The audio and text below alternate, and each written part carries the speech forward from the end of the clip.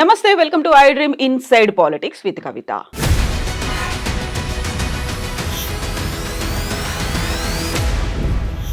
సుప్రీంకోర్టులో కేటీఆర్ కు చుక్కెదురైంది.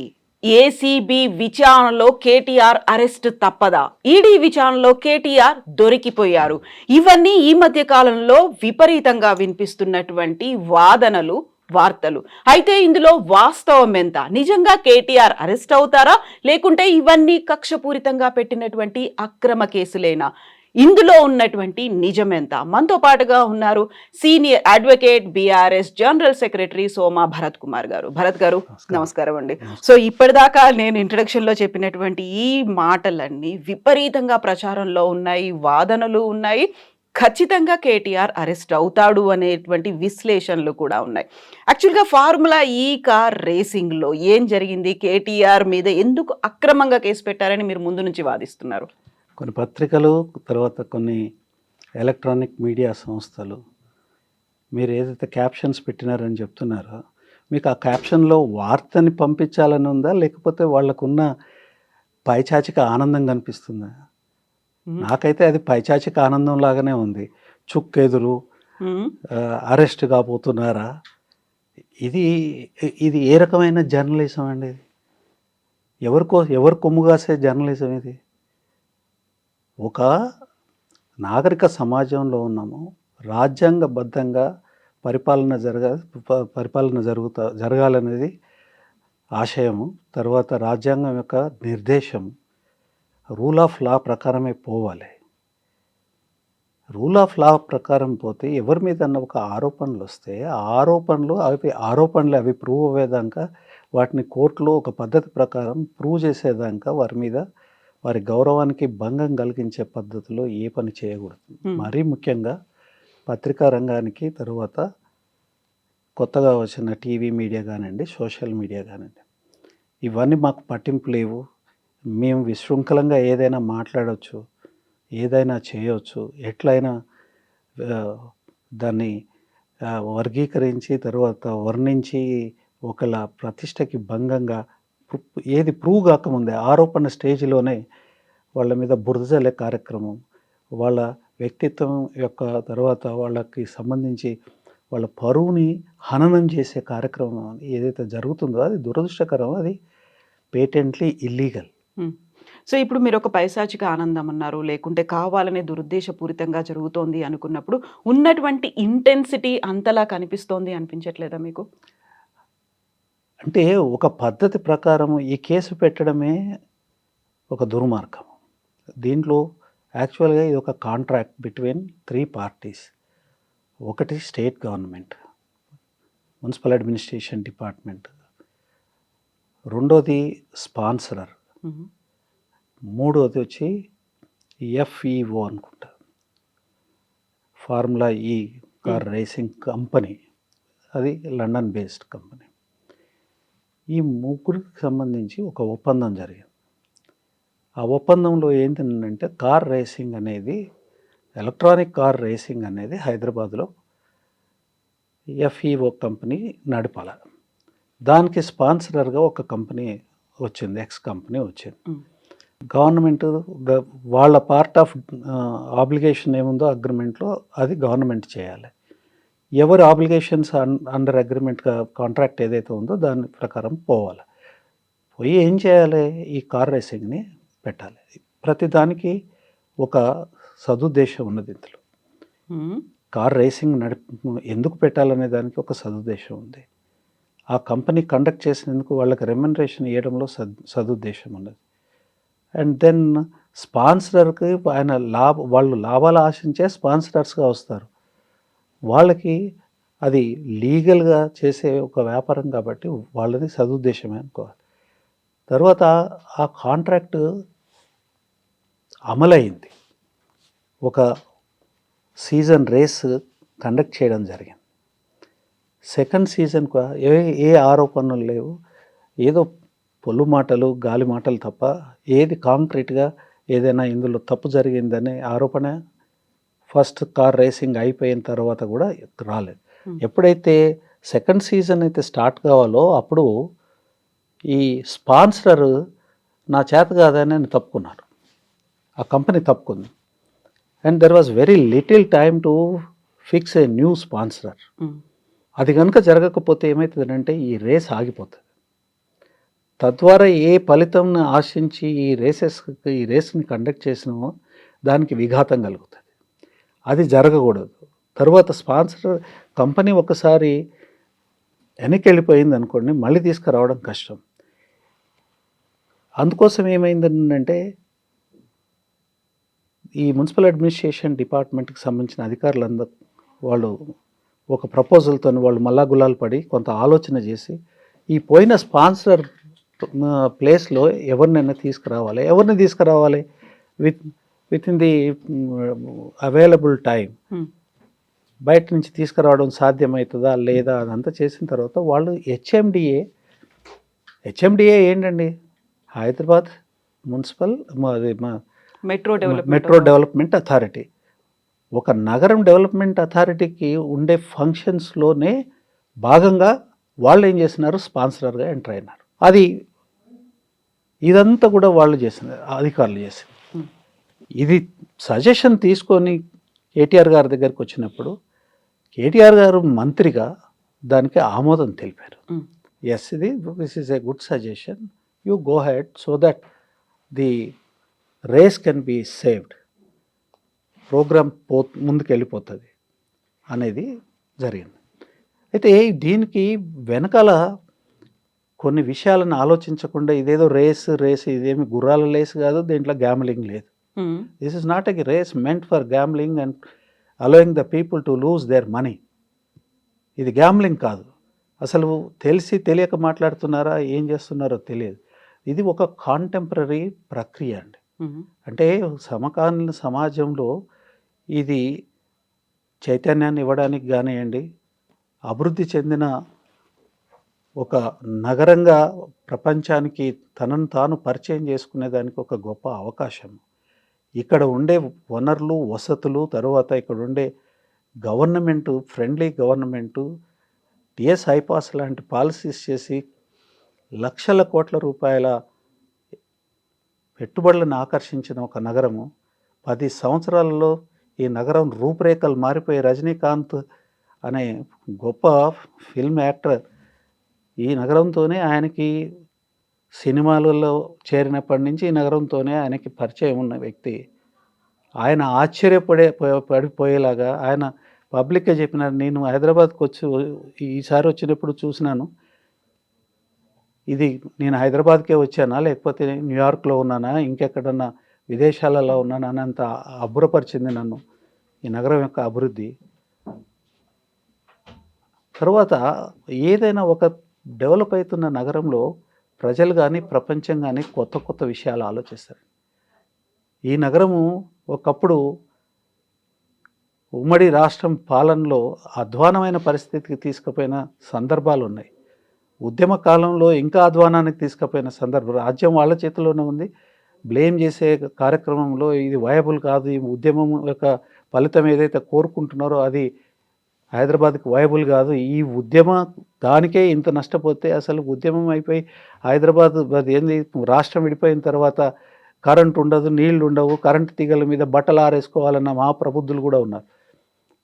వాటన్నింటినీ పటాపంచాలు చేసేసి 91 billion economy, only Hyderabad economy, Hyderabad city economy was brought up to $91 billion ఎకానమీగా ఎవాల్వ్ చేసిన ఘనత కేసీఆర్ గారిది, బీఆర్ఎస్ ప్రభుత్వాన్ని.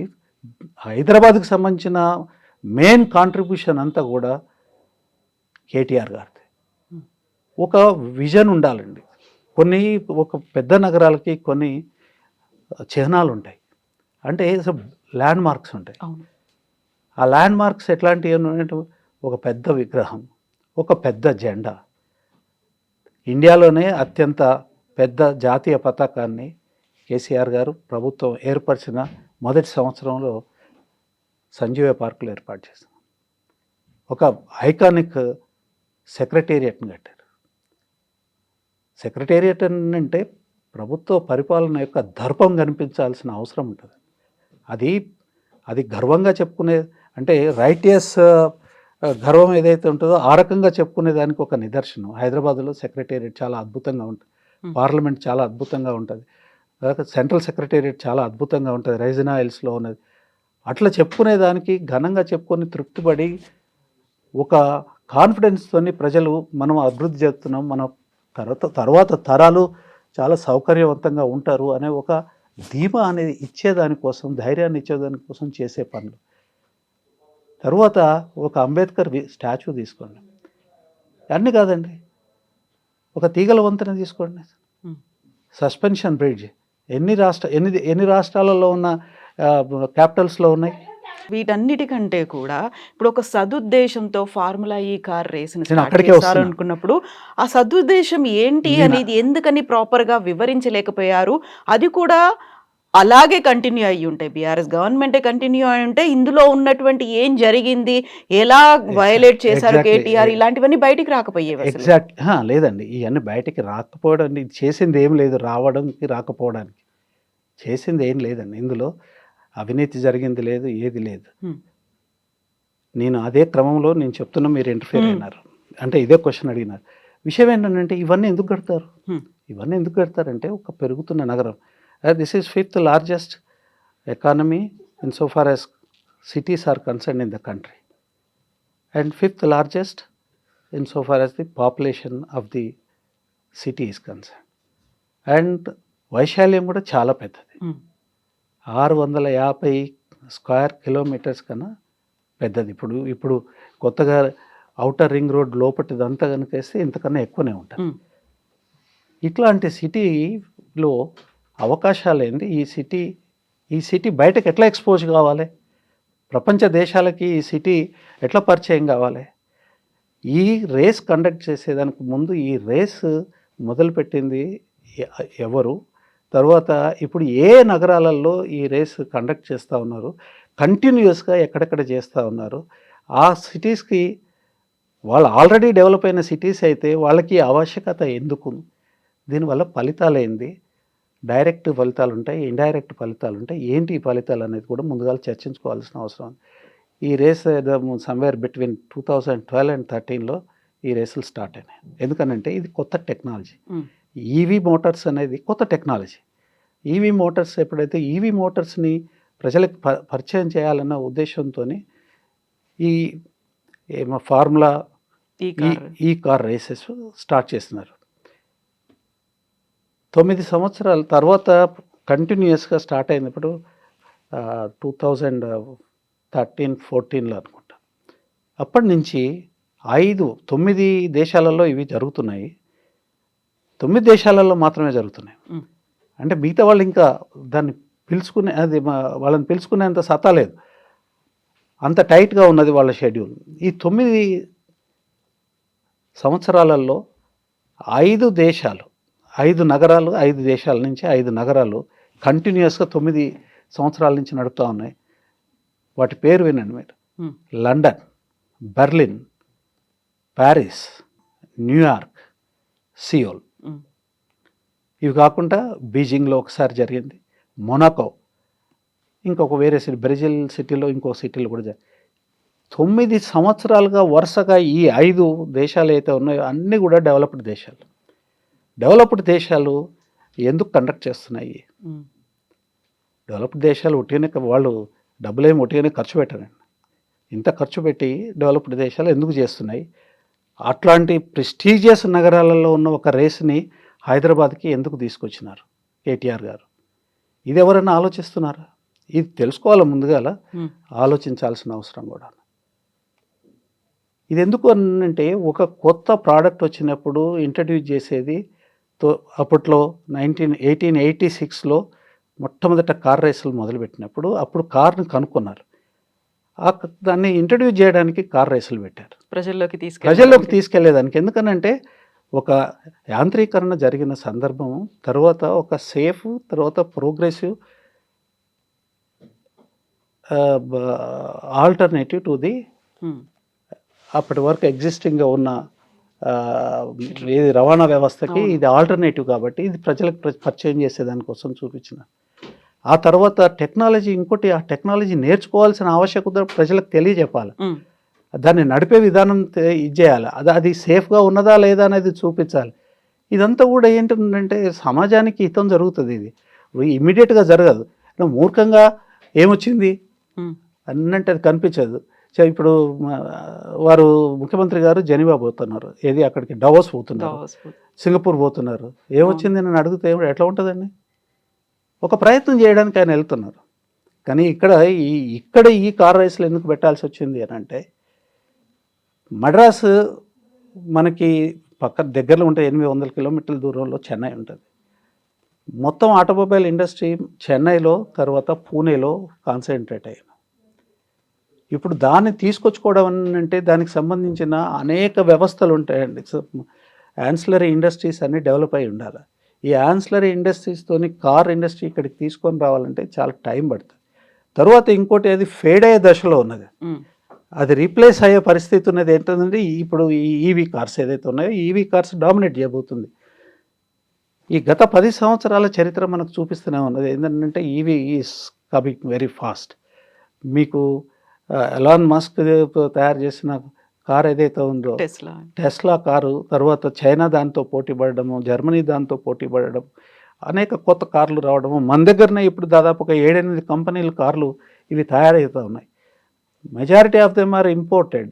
నౌ ఈ కారు రేస్ పెట్టేదానికి ముందు ఆ అవకాశాలు మనకు చాలా ఉన్నాయి. అందుకోసం ఏం చేశారంటే ప్రపంచం యొక్క దృష్టి, ఇండస్ట్రియలిస్టుల దృష్టికి, ఈవీ కార్ మేకింగ్ ఇండస్ట్రియలిస్టుల దృష్టి హైదరాబాద్ మీద పడాలంటే ఏం చేయాలి? అప్పుడు ఈ కార్ రేసులు ఇక్కడ కండక్ట్ చేస్తే అది ఉపయోగపడుతుంది, ఇన్వెస్ట్మెంట్ వస్తుంది. ఆ ఇన్వెస్ట్మెంట్తో పాటు ఇక్కడ ఎంప్లాయ్మెంట్ జనరేట్ అవుతుంది. తర్వాత మనం ఢిల్లీని చూస్తున్నాము, ఇవాళ పొల్యూషన్తో ఉక్కిరి బిక్కిరి అయిపోతున్నది ఢిల్లీ. తర్వాత హైదరాబాద్ కూడా చాలా చాలా ఫాస్ట్గా గ్రో అవుతున్న సిటీ.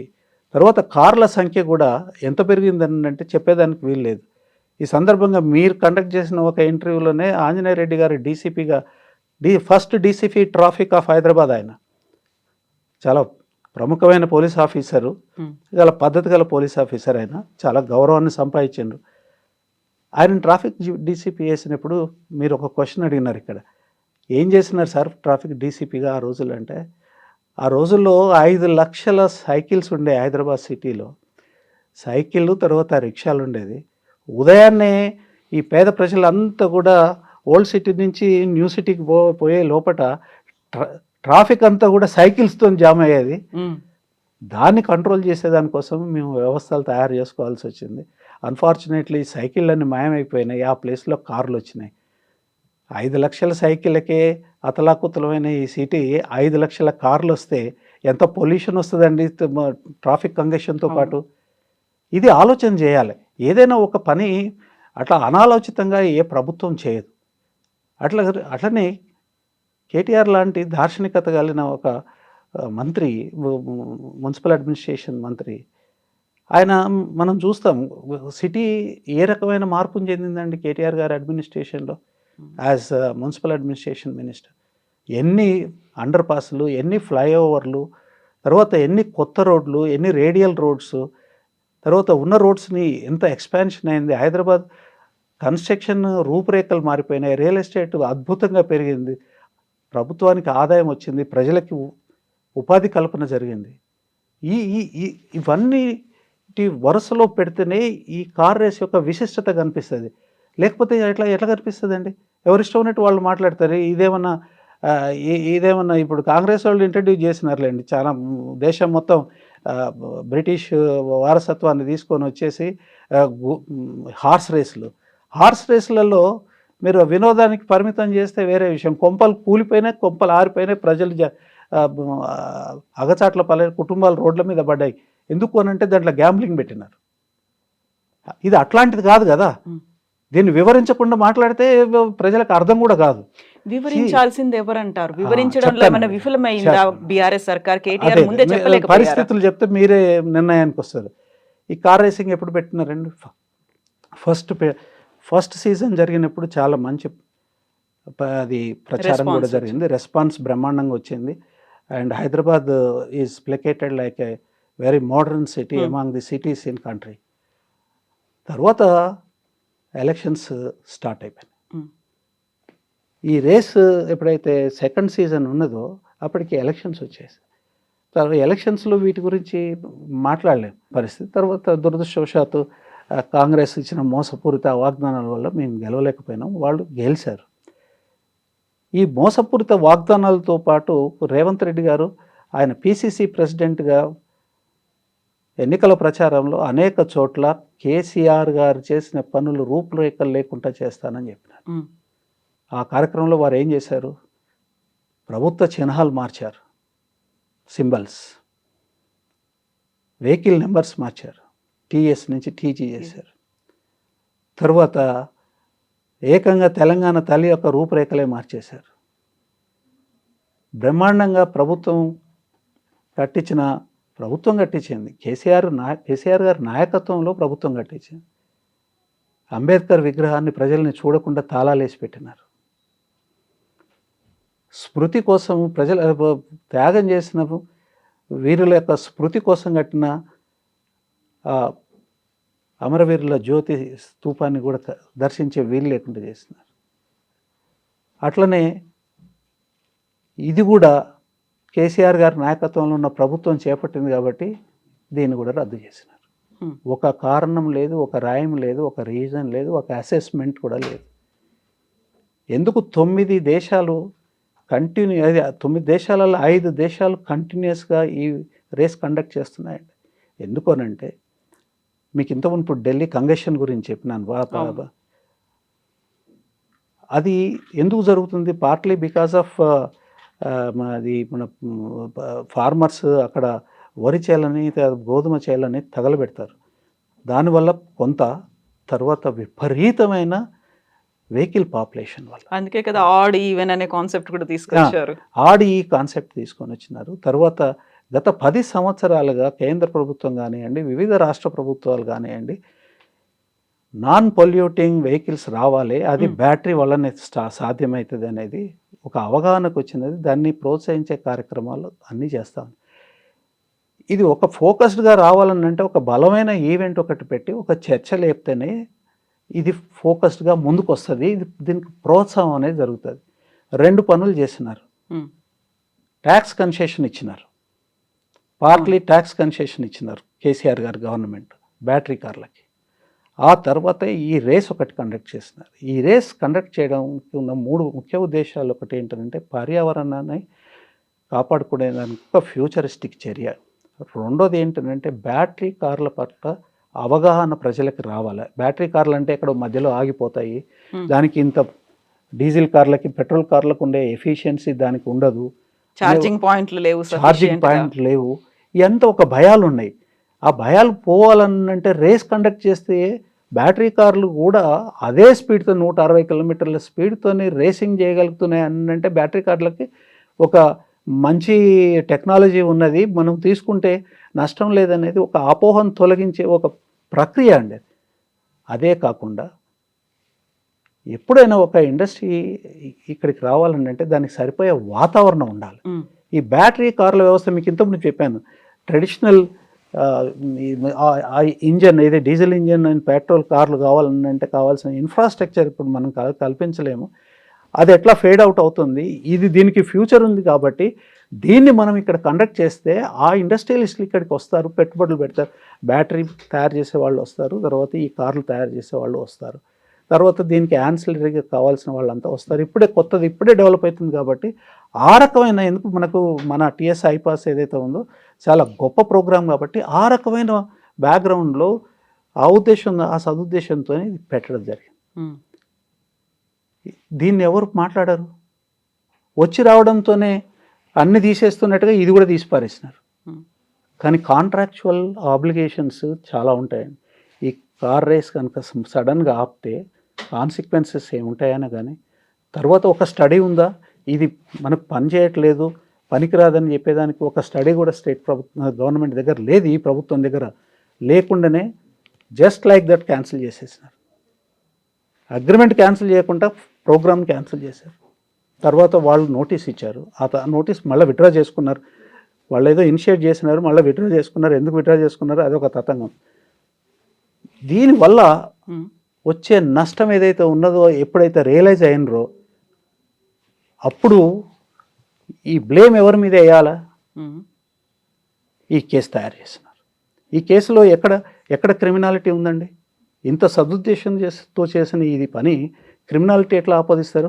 ప్రతిదీ ట్రాన్స్పరెంట్గా జరిగింది. ఒక్క నయా పైసా కూడా ఎవరికన్నా ఇస్తే త్రూ బ్యాంక్ త్రూ ప్రాసెస్ పోయినది. దీంట్లో అంటే ఒక యాంటీ కరప్షన్ బ్యూరో ఇన్వెస్టిగేట్ చేసే కేసులో లంచం ఇచ్చిన వాడు ఉండాలి, లంచం తీసుకున్నవాడు ఉండాలి, లంచం తీసుకున్నవాడు లంచం ఇచ్చిన వాడికి పని చేసిన ఇది ఉండాలి. ఎక్కడుందండి ఇందులో? ఎఫ్ఐఆర్లో కూడా లేదు, కంప్లైంట్లో కూడా లేదు. దీనికన్నా ముందు ఇది పెట్టిన తర్వాత కంటిన్యూస్గా ఒక పర్పస్ఫుల్గా ఒక దుర్మార్గమైన ప్రచారం చేసేదానికోసం కొన్ని అనుకూల పత్రికల్ని, కొన్ని అనుకూల టీవీలని వాళ్ళకి లీకులు బోకులు ఇవన్నీ ఇష్యూ చేసి ఆ తర్వాత కేటీఆర్ గారిని తర్వాత బీఆర్ఎస్ ప్రభుత్వాన్ని బదనాం చేసే కార్యక్రమం తీసుకున్నారు. విషయం ఏంటంటే మీరు బదనాం చేసేది కేటీఆర్ని కాదు, మీరు బదనాం చేసేది ఈ సిటీని, మీరు బదనాం చేసేది ఈ రాష్ట్రాన్ని, మీరు నష్టపరిచేది రాష్ట్ర ప్రజల యొక్క భవిష్యత్తుని. ఇవాళనే మీరేమో ఒక మంచిగా చేస్తున్న ఒక పనినేమో ఆఫ్ చేసి సిటీని డెవలప్ చేస్తే సిటీని డెవలప్ చేస్తున్నారా? ఇవాళ రియల్ ఎస్టేట్ కుప్పగూలిపోయింది వీళ్ళ పరిపాలన వల్ల, వీళ్ళ విధానాల వల్ల. ఇవాళ ఒక్కడు కూడా ఇల్లు కొనుక్కోవడానికి, కొత్త ఇండ్లు ఏదైనా కట్టింది కొనుక్కోవడానికి భయపడే పరిస్థితిని క్రియేట్ చేసినారు. ఏంటి? ఇండ్లు కూలగొట్టే అడ్డం దిడ్డంగా హైడ్రా పేరు పెట్టి అడ్డం దిడ్డంగా ఒక పాలసీ లేదు, ఒక ప్రొసీజర్ లేదు. పగలగొట్టిన తర్వాత మేము ఈ సంవత్సరం నుంచి కట్టినవి పగలగొట్టి, మరి ఇప్పుడు పగలగొట్టిన వాటిలలో ఆ కట్ ఆఫ్ డేట్ కన్నా ముందు ఉన్న వాటిని మీరు పగలగొడితే వాళ్ళకి నష్టపరిహారం ఇస్తున్నారా? ఇష్టారాజ్యం, దీన్నే అంటారు ఇష్టారాజ్యం. వాళ్ళ ఇష్టం ఉన్నదే రాజ్యం. రాజ్యాంగం ప్రకారం రాజ్యం కాదు, చట్ట ప్రకారం రాజ్యం కాదు, వాళ్ళకి ఇష్టం ఉన్నదే రాజ్యం. వాళ్ళు ఏది ఇష్టం ఉంటే అదే ఇంప్లిమెంట్ చేస్తారు. దానికి రూల్స్ లేవు, రెగ్యులేషన్స్ లేదు. దురదృష్టవశాత్తు ఒక పక్క నుంచి సుప్రీంకోర్టు అనేక సందర్భాలని వాటి కోర్టు ముందుకు వచ్చిన అనేక సందర్భాలను ఉపయోగించుకొని ఎట్లా ఇండ్లని కూలగొట్టకూడదు, ఎట్లా ఇండ్లని కూలగొట్టొచ్చు అని కాదు, ఎట్లా ఇండ్లని కూలగొట్టకూడదు అనే పాజిటివ్ ఆర్డర్స్ ఇచ్చిన వాటిని కూడా లెక్క చేయకుండా మాకు అప్లై కావని చెప్పి ఇష్టానికి కూలగొట్టినారు కదండి. ఇవాళ కొంతమంది బిల్డర్స్ నడి చెరువులో కట్టిన వాటిని ముట్టుకోలేదు, పేదల ఇండ్లను కూలగొట్టినారు. ఇవంతా క్వశ్చన్స్ వస్తున్నాయి. ఇలా గురుకులాలలో పిల్లలు చనిపోతూ ఉన్నారు. బ్రహ్మాండమైన గురుకులాలు, ప్రైవేట్ ఇన్స్టిట్యూషన్స్ మొత్తం మూతబడిపోయినాయి తెలంగాణలో. బ్రహ్మాండమైన ఇంగ్లీష్ మీడియం ఎడ్యుకేషన్ జరుగుతూ ఉంది. ఇవన్నీ ఎందుకు ప్రస్తావిస్తున్నానంటే కారణం ఏంటిది? వీళ్ళు ఇలా చేయడానికి కారణం ఏంటి?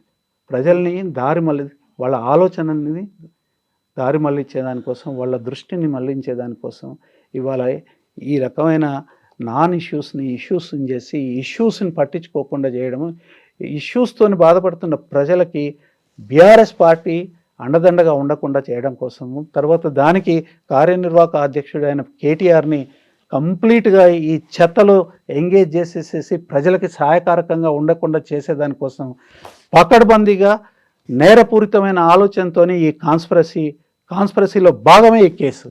అయితే భరత్ గారు, ఇప్పుడు డైవర్షన్ పాలిటిక్స్ అనుకున్నా, ఆయన్ని కుట్రపూరితంగా ఇరికించారు అనుకున్నప్పటికీ ఇక్కడ 2-3 రకాల క్వశ్చన్స్ అయితే వినిపిస్తున్నాయి. ఇప్పుడు ఎలక్షన్ కోడ్ వయలేషన్ జరిగింది, అయినప్పటికీ కోడ్ ఉన్నప్పటికీ కూడా డబ్బులు రిలీజ్ చేశారనేది.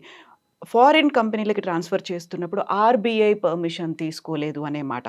దీంతో పాటుగా ఏసీబీ విచారణకి కేటీఆర్ అటెండ్ అయ్యే ముందే అరవింద్ కుమార్ గారు అటెండ్ అయ్యి వచ్చారు ఈడీ దగ్గర. ఆయన చెప్పిన ఒక మాట ఏంటంటే, అది కూడా పత్రికల్లో కనిపించిన మాట, నెక్స్ట్ రాబోయేది కూడా బీఆర్ఎస్ గవర్నమెంటే, పర్లేదు మనం చూసుకుందాం, మీరు డబ్బులు రిలీజ్ చేయండి అని కేటీఆర్ చెప్పారు అనే మాట. వీటన్నిటిని చాలా కన్స్ట్రక్టివ్గా ప్రజల ముందుకు తీసుకొస్తున్నారు. ఇదంతా కాదంటారా? దీంట్లో మీరు ఒక విషయాన్ని మొట్టమొదట ఎలక్షన్ మోడల్ కోడ్ ఆఫ్ కాండక్ట్కి కొత్త పాలసీ డెసిషన్స్ తీసుకోకూడదు. By the time elections were declared, ఈ ఎలక్ట్రానిక్ కార్స్ రేసింగ్ ఏదైతే ఉందో ఆల్రెడీ స్టార్ట్ అయింది. It was an ongoing programme by then. Ongoing ప్రోగ్రామ్కి సంబంధించిన పేమెంట్లకి వీటికి ఎలక్షన్ కమిషన్ రూల్స్ ఏది ఎంసీసీ రూల్స్ అప్లై అవ్వవు. అట్లా ఉంటే గవర్నమెంట్ స్తంభించిపోతుంది. దానికి సంబంధించి అన్ని విషయాలు ఈ ఆరోపణలు చేసిన వాళ్ళకి తెలుసు, వాళ్ళని గైడ్ చేసే ప్రభుత్వ నేతలకి తెలుసు, ఇవాళ ఇన్వెస్టిగేట్ చేసే పోలీసులకి కూడా తెలుసు. ఇది ఒక ఆరోపణ. ఈ ఆరోపణలో ఏ రకమైన దమ్ము లేని ఆరోపణ ఎందుకు చేసినారంటే ఆ ఆరోపణ నిలుస్తుందని చేయలే, బదనాం చేయడానికి చేసినారు. ఎవరు చేసినారు? ఆరోపణ చేసింది ఈయన సక్సెసర్, అరవింద్ కుమార్ సక్సెసర్ దానా కిషోర్ గారు చేశారు. అది ఒకటి, దాంట్లో దమ్ము లేదండి. అది ఏ రకమైన బేస్లెస్ అలిగేషన్. రెండోది, ఆర్బీఐకి పర్మిషన్ తీసుకోవాలా లేదా? ఆర్బీఐ పర్మిషన్ తీసుకోవాల్సింది ఎవరు? అధికారులు తీసుకోవాలి. కేటీఆర్ గారు ఓకే చేసింది ఏంది? మీరు మీ ప్రపోజల్ ఏదైతే ఉందో హెచ్ఎండిఏనే స్పాన్సర్గా పోవాలా అనే proposal I accept it because the programme is very important, it needs to get sustain, it should go on. అందుకని వారు ఏం చేసింది, దాన్ని ఓకే చేసినారు. That doesn't mean there was any indication to anybody to flout any regulation. ఒక regulation ఏదైతే ఉందో దాని ప్రకారం పొమ్మని నోట్ ఫైల్ సైన్ చేసింది, అంతేగాని అంతకన్నా మించి వేరే ఏముండదు. ఒకవేళ అది చేయాలని అంటే కూడా ఎవరు చేయాలి, ఎవరి బాధ్యత? తెలంగాణ సెక్రటేరియట్ బిజినెస్ రూల్స్లో అది తెలంగాణ సెక్రటేరియట్లో పనిచేసే అందరు పైనుంచి కింద అందరు ఉద్యోగస్తులకు అందరికి కూడా ఏ రకంగా ఫంక్షన్ చేయాలనేది అది నిర్దేశిస్తుంది. దాని ప్రకారము గవర్నమెంట్ సర్వెంట్స్ చేయాలి, not public servant. KTR is public servant, employees are government servants. అది గవర్నమెంట్ సర్వెంట్ బాధ్యత. నోట్లో ఇది నోట్ పెట్టినప్పుడే ఇది క్యాబినెట్కి పోవాలనేది ఇండికేట్ చేస్తే ఆయన పొమ్మని చెప్తాడు. క్యాబినెట్ పోయేది సబ్జెక్ట్ కాదు అని వాళ్ళు ఇండికేట్ చేయకపోతే క్యాబినెట్ పోని సబ్జెక్ట్ అని అనుకుంటారు. కాబట్టి ఎవరి బాధ్యతలు వాళ్ళవి. ఇవాళ కాన్సిక్వెన్సెస్ నుంచి తప్పించుకునే దానికోసము ఆయన చెప్పిండో లేదో మనకు తెలియదు. అరవింద్ కుమార్ గారు చెప్పినారు అని మాట్లాడుతూ ఉన్నారు. చెప్పిండో లేదో ఎవరికి తెలుసండి? ఎట్లా వస్తున్నాయి బయటికి ఆయన చెప్పిండు అనేది? Investigation is between the agency, investigating agency, person who got investigated, వాళ్ళిద్దరి మధ్యనే ఉంటుంది ఇది. మరి అరవింద్ కుమార్ గారు వచ్చి చెప్పినారా? చెప్పలేదు. మరి ఎట్నుంచి వస్తున్నాయి ఇదంతా ఈ information? And I believe as a lawyer and as a citizen, I believe that investigating agencies they keep confidentiality of the investigation till such time that they have to file the charge sheet. along with charge sheet ఇవి పోతాయి. Investigation ఇంకా ఆన్లో ఉంది. ఆన్లో ఉన్నప్పుడు ఇవన్నీ బయటకు ఎట్లా వస్తున్నాయి? ఈ బయట కన్నా ఎవరన్నా లీక్ చేస్తే అది నిందనీయమే కాదు, నేరపూరితం. వాళ్ళ మీద యాక్షన్ ఉండాలి. అది ఇన్వెస్టిగేటింగ్ ఆఫీసర్సే చేయాలి. ఒకవేళ అది కాకుండా ఎవరన్నా క్రియేట్ చేసి ఇన్వెస్టిగేటింగ్ ఏజెన్సీ పేరును ఉపయోగించి, లేదు అని అంటే ఎవరైతే విచారింపబడినరో వాళ్ళ పేరు ఉపయోగించో ఊహాగానాలు చేసి రాసినారనుకోండి, వాళ్ళ మీద ప్రాసిక్యూట్ చేయాలి, వాళ్ళని ప్రాసిక్యూట్ చేయాలి. రెండు రకాల ఫెయిర్ ఇన్వెస్టిగేషన్ అనేది ఫండమెంటల్ రైట్. ఆర్టికల్ 20, ఆర్టికల్ 21కి సంబంధించిన ఫండమెంటల్ రైట్. అది one of the very strong emphatic right which was given to the citizen by the constitution. మరి వాటికి వ్యతిరేకంగా ఇవాళ ఇన్వెస్టిగేషన్ ఈ క్వశ్చన్స్ అడిగినారు, ఈ ఆన్సర్ చెప్పినారు, దిక్కులు చూసినారు, లేకపోతే బిక్కిరి అయ్యారు, కళ్ళు తేలేసినారు, ఏంది చెత్త మాటలన్నీ ఏంది? న్యూస్ పేపర్స్ ఏమనాలని ఈ న్యూస్ పేపర్లు కానీ ప్రచార మాధ్యమాలు ఇట్లా మాట్లాడితే సెన్స్ అండ్ రెస్పాన్సిబిలిటీ లేదా వాళ్ళకి? చట్టం వాళ్ళకి వర్తించదా? Are they are above the law? పోనీ అట్లా చేస్తున్నప్పుడు మరి వీళ్ళెందుకు నోరు మూసుకొని కూర్చుంటున్నారు? అప్పుడు ఏమనుకోవాల్సి వస్తుంది అంటే ఇది కుమ్ముక్కై చేస్తున్నారు అనుకోవాల్సి వస్తుంది. ఎవరెవరు? ప్రభుత్వంలో ఉన్న పెద్దలు, ప్రభుత్వంలో ఉన్న పార్టీ, రాజకీయ బెనిఫిట్స్ కోసము, రాజకీయంగా అప్పర్ హ్యాండ్ తీసుకోవడానికి, తర్వాత ప్రతిపక్ష పార్టీని బ్లేమ్ చేసేదానికోసము, వాటి విలువని ప్రజల్లో తగ్గించే దానికోసము పర్పస్ఫుల్గా కుట్రపూరితంగా ఇవన్నీ జరుగుతున్నాయని ఆలోచించాల్సి వస్తుంది తప్పనిసరిగా. ఎందుకంటే why is that the investigating agency is not taking action against these people who are writing nonsense about the investigation and questions asked in the investigation? ED కానీ ఏసీబీ కానీ మాట్లాడాలి కదా. పోనీ ఇన్వెస్టిగేటెడ్ పర్సన్ ఎవరు? కేటీఆర్ గారు బయటకు వచ్చి ఈ ప్రశ్నలు అడిగినది, ఈ సమాధానం చెప్పాను, well and good. There is no embargo on him to reveal it to the public. Case విచారణ దశలో ఉంది, కేటీఆర్ కూడా వెల్లడించొద్దు అనేటువంటి లా పాయింట్స్ అనేవి ఉన్నాయి ఇక్కడ. అట్లాంటి ప్రతిబంధకాలు ఏం లేవు. అట్లాంటి ప్రతిబంధకాలు లేవు. వేరే వాళ్ళు వచ్చి మాత్రం అది రాసేదానికి లేదు. ఎందుకు అట్లాంటి ప్రతిబంధకం లేదు అని అంటే దానికి ఒక రీజన్ ఉంది. ఎవరైతే విచారింపబడినాడో అతను అక్కడ ఉన్నాడు కాబట్టి అతను చెప్తున్నాడు, తను బాధ్యత తీసుకుంటాడు, తను చెప్పిన వాటికి తప్పనిసరిగా బాధ్యత తీసుకుంటాడు. కాబట్టి దానికి హక్కు ఉన్నది, తర్వాత అవకాశం ఉన్నది. అక్కడ చూడకుండానే చేయకుండానే ఎక్కడి నుంచి వస్తుందండి information? How is that they will get this information? Even if it is they are getting from a source that is illegal. That is illegal. Purpose of the propaganda which is taking in the newspapers and the electronic media is only to defame the person who is getting investigated. అంటే ఇక్కడ కేటీఆర్ని defame చేయడానికే ఈ ఊహాగానాలు చేస్తున్నారని నాలాంటి వాళ్ళకి అనుకునే హక్కు కూడా ఉన్నది. అయితే ఇక్కడే న్యాయ నిపుణుల దగ్గర నుంచి వినిపిస్తున్నటువంటి ఇంకొక వాదన ఏంటంటే, ఏసీబీ విచారణ, ఈడీ విచారణకు అటెండ్ అవ్వక ముందే, చాలా ముందే కేటీఆర్ స్వయంగా ప్రెస్ మీట్ పెట్టి హైదరాబాద్లో ఇది జరిగింది అని పేపర్స్ కూడా చూపిస్తూ మాట్లాడినరు. ఆ తర్వాత మళ్ళీ ఢిల్లీలో కూడా మాట్లాడినరు. అందులో ప్రధానంగా వినిపించినటువంటి కేటీఆర్ఏ స్వయంగా చెప్పినటువంటి ఒక మాట, ఎస్ నేనే డబ్బుల్ని ట్రాన్స్ఫర్ చేయమని చెప్పాను, నేను చెప్పినందుకే అరవింద్ కుమార్ డబ్బుల్ని ట్రాన్స్ఫర్ చేశారు అన్నమాట. అంటే అక్కడే ఆయనే తప్పు జరిగిందని ఒప్పుకున్నారు అనే ఒక మాట వినిపిస్తోంది. మీరు ఒక విషయం అర్థం చేసుకోవాలి, నేనే ఈ ప్రోగ్రామ్ని సస్టైన్ చేయడం కోసం, ఇది ముందుకు కొనసాగే దానికోసము నేనే సంతకం చేశాను ఒకటి. తర్వాత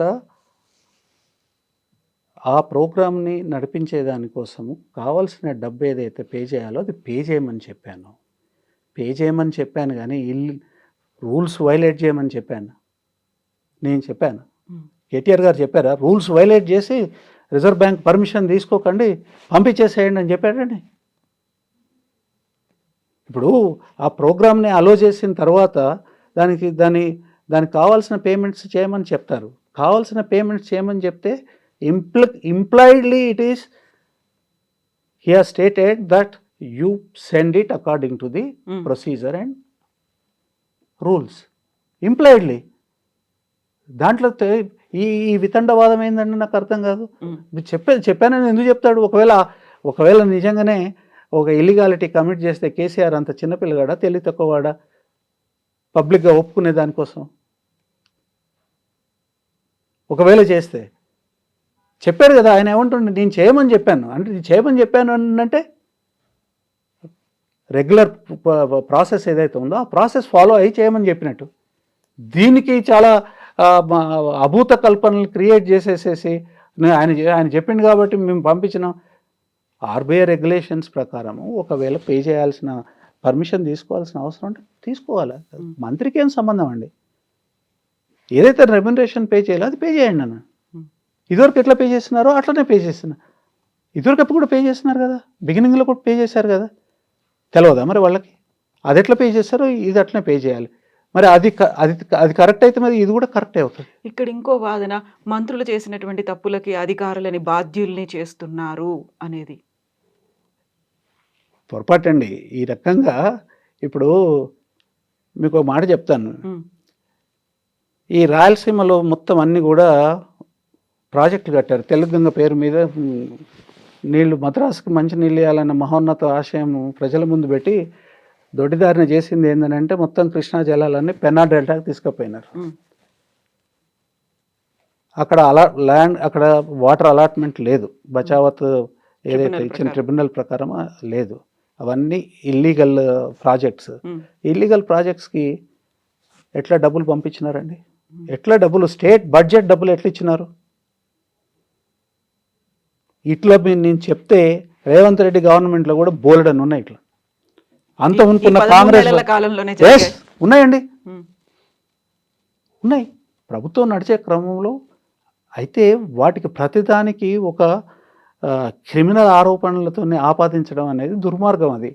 అది కావాలని చేసేది, కుట్రపూరితంగా ఒక పొలిటికల్ పార్టీని ఇబ్బంది పెట్టేదానికి చేసేది తప్ప. మహా అయితే అవి ఇర్రెగ్యులారిటీస్ అవుతాయండి. ఈవెన్ అధికారులు కూడా చేయకపోతే ఇర్రెగ్యులారిటీ అవుతుంది. Irregularity always can be handled through departmental process.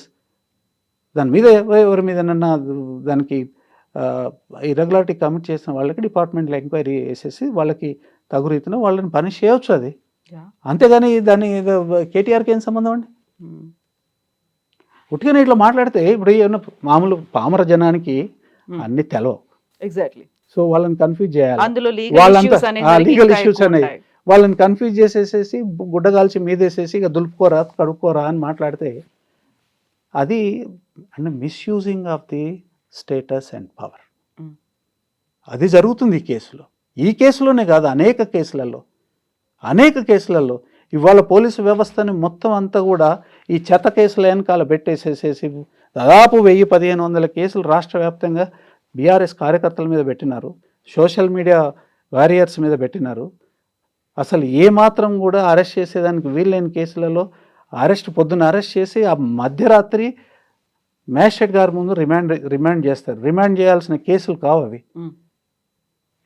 మీకు పాత సిఆర్పిసిలో 41A అని ఒక ప్రొవిజను, తర్వాత సెక్షన్ 35 (3) అనే ఇంకొక సెక్షన్ బిఎన్ఎస్ఎస్లో వాళ్ళు ఏం చెప్తారంటే 7 సంవత్సరాల లోపట శిక్ష పడే కేసులు ఏమున్నా కానీ స్టేషన్ బెయిల్ ఇచ్చేసేసేసి మీరు పంపించేసేయండి, రిమాండ్ చేయకని చెప్పిన.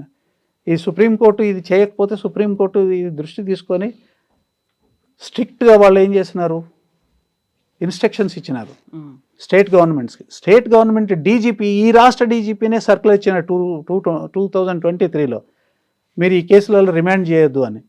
అయినా కానీ ఒక్కొక్కరి మీద ఒకే కేసుకి 2 స్టేషన్లలో 3 స్టేషన్లలో కొంతం దిలీప్ రెడ్డి గారి మీద ఆయనకు సంబంధం లేని దాని మీద ఒక కేసు పెడతారు. అది ఒక స్టేషన్లో పెట్టాడు, ఒక స్టేషన్లో ఒక కాంగ్రెస్ కార్యకర్త పెడతాడు, ఇంకొక స్టేషన్లో ఇంకో కాంగ్రెస్ కార్యకర్త పెడతాడు. రెండిటికి మొత్తం కంప్లైంట్ మొత్తం ఒకటే, same, one and the same. 2 స్టేషన్లలో పెడతారు. ఈయన 16వ తారీఖు రమ్మంటాడు, ఇంకొక ఆయన 11వ తారీఖు రమ్మంటాడు. ఇక ఈయన పని అంతా ఏం లేదు, హైదరాబాద్ నుంచి ఆడికి పోవడం రావడం. ఇది ఒక పెద్ద హెరాస్మెంట్ అన్నట్టు. ఈ రకంగా పోలీసు వ్యవస్థని మిస్యూజ్ చేసి 1000-1200 ఇంకెక్కువనే ఉంటాయండి, ఉజ్జాయింపుగా చెప్తాను, 1000-1200 కేసులు పెట్టి ఆ కేసులలోనే వాళ్ళందరినీ ఎంగేజ్ చేసి ఇలా లా అండ్ ఆర్డర్ చూడకపోతే హైదరాబాదు నాడిబొడ్డులో కాల్పులు జరుగుతాయి. బీదర్ గ్యాంగులు, గుల్బర్గా గ్యాంగులు వచ్చి ఇక్కడ అరాచకాలు చేస్తూ ఉంటాయి, దొంగతనాలు జరుగుతూ ఉంటాయి. హాస్టల్లో పడుకున్న అమ్మాయి మీద బయటోడు వచ్చి రేప్ చేసిపోతాడు. ఇవన్నీ రిఫ్లెక్షన్స్ అండి. ఇది ఏంటంటే ప్రజలు పట్టింపు లేదు. 1,00,000 కోట్ల రూపాయలు అప్పు తీసుకొచ్చినారు. ప్రజలకు వీళ్ళు 6 గ్యారంటీల కింద 13 వాగ్దానాలు ఇమీడియట్గా soon after the government formed case లోపల ఇవన్నీ చేస్తామని చెప్పారు. ఏమన్నా చేశారండి?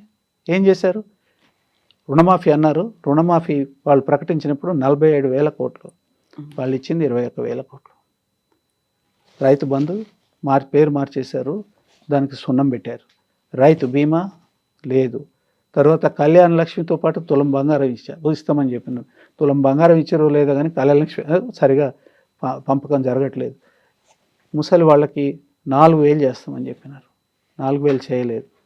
తర్వాత నిరుద్యోగులకి 4,000 ఇస్తామని చెప్పినారు, 4,000 6,000 మొత్తం మీద చాలా పెద్ద ప్రామిసులు చేసినారు. తర్వాత వికలాంగులకి 6,000 ఇస్తామని చెప్పినారు, అది కూడా లేదు. ఇలా ప్రజలు ప్రశ్నిస్తున్నారు. ఈ ప్రజలు ప్రశ్నిస్తున్నారు, తర్వాత దృష్టి ప్రభుత్వం మీద ఫోకస్ అవుతూ ఉంది, వాళ్ళని ఇంప్లిమెంట్ చేయమని చెప్పి ఒత్తిడి పెరుగుతూ ఉంది. దీని తల నుంచి పక్కకు తీసుకుపోవాలన్నని ఈ రకమైన దిక్కుమాలిన కేసులు, తర్వాత కూలగొట్టుడు, ఇండ్లు కూలగొట్టుడు అండ్ ఇది డైవర్షన్ పాలిటిక్స్. ఎవరు చేస్తారండి? మోసగాళ్ళు చేస్తారు. మోసం చేసే ప్రజల్ని మోసం చేసేవాళ్ళు, మోసం చేసే క్రిమినల్స్ ఈ డైవర్షన్ యాక్టివిటీస్ చేస్తారు. దురదృష్టవశాత్తు అదే ప్రక్రియని ఇలా ప్రభుత్వం చేస్తూ ఉంది.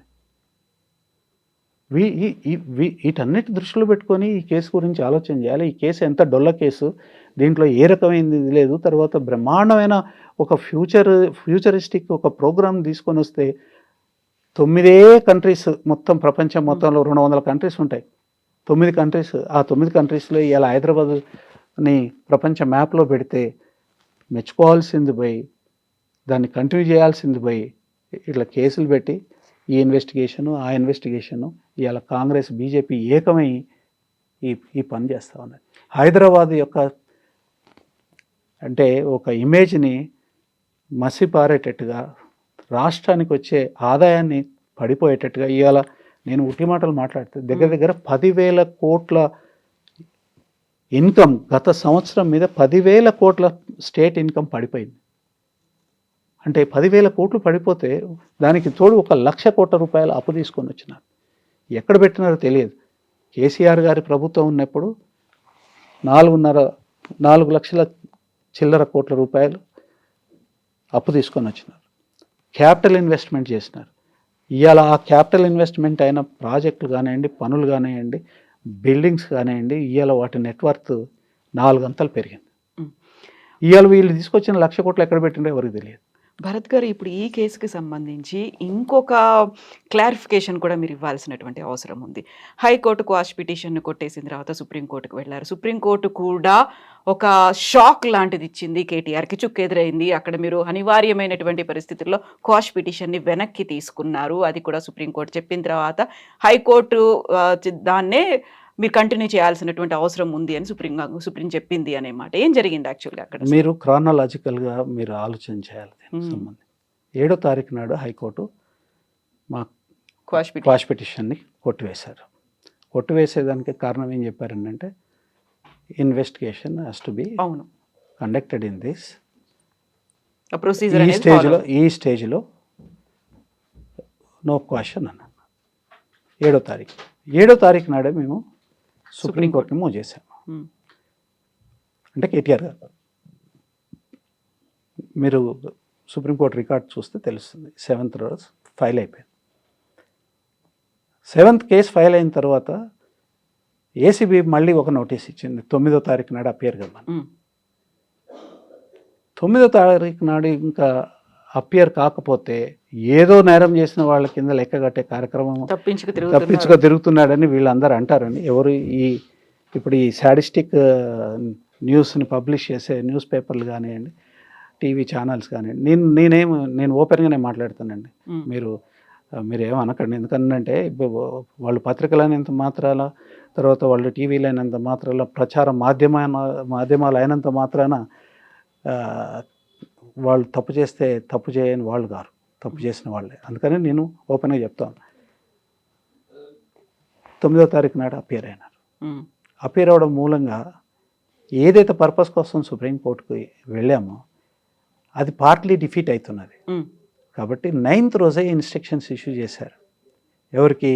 లాయర్స్కి. మీరు వెనక్కి తీసుకోండి, సుప్రీంకోర్టు కేసు విత్డ్రా చేయండి. ఓకే.